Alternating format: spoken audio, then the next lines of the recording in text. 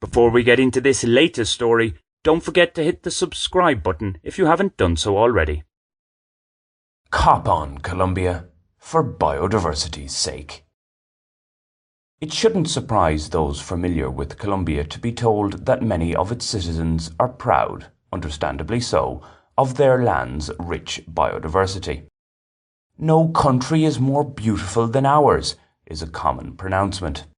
Some even proclaim they have no desire to leave the place because of its beauty, even though most of those who say this haven't physically seen much of the national territory. As good a reason as any not to leave, I guess. I have to explore Colombia first. One also needs some savings to travel. This "I love my country" banter has been backed up by a recent survey carried out on behalf of World Wildlife Fund Colombia.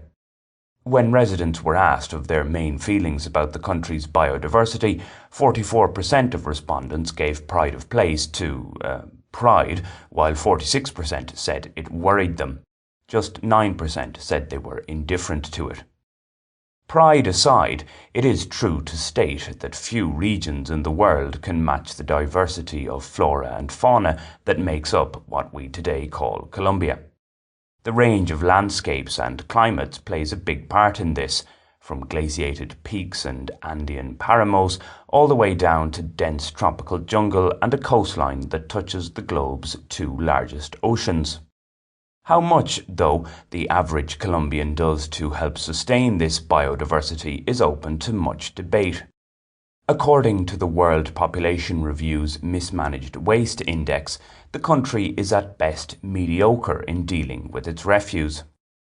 Backing up the overall national picture is the easily observed individual mismanagement and apparent recklessness in waste disposal.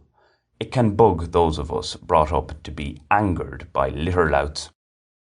I addressed this topic, particularly the popularity of single-use plastics, in a 2018 piece titled "The Disposable Republic of Colombia." Since then, the state has introduced some measures aimed at reducing this reliance on plastic. For example, customers must pay, or are supposed to pay at least, for each plastic bag used to package shopping in supermarkets and such like. I'd like to see something similar for plastic cups. They're still overused in many standard cafes or panaderias and in beer-serving tiendas. Why some Colombians prefer to have their hot coffee in a slowly melting plastic cup when a porcelain one is available is beyond me. And then there's the accompanying plastic straws for stirring one's brew. Such wanton plastic pullulation. Do note that in the World Wildlife Fund survey, 63% of respondents said plastic pollution was a chief concern. Colombia's waste management should come under greater scrutiny in the coming weeks as the city of Cali gears up to host COP16. If you, like me, are a bit confused, indifferent, or even annoyed by all these talking shop COPs, this one is the 2024 United Nations Biodiversity Conference of the Parties, COP16, to the UN Convention on Biological Diversity, CBD. That makes much more sense now, doesn't it? COP16 aside, it smacks of a lack of cop-on to regularly brag about the country's biodiversity and natural beauty, but do next to nothing to keep things that way. Or worse, to actively, if apathetically, engage in practices that harm the environment. Colombia's rich biodiversity, after all, has little to do with the humans who inhabit the territory. Maintaining that richness, though, has a lot to do with us humans. About the best way to manage potentially harmful waste is to keep it to a minimum in the first instance, i.e. reduce consumption so that there's less of a need for both reusing and recycling. And on that front, overuse of disposables aside, Colombia appears to do better than some high-income nations. There can be upsides to not having much of a disposable income. As for reusing, opting to repair damaged goods, be they clothing, footwear, electronics, etc., is normal here. In other Western countries, the default setting over the last few decades has been, if it's broken, bin it, rather than try to fix it first.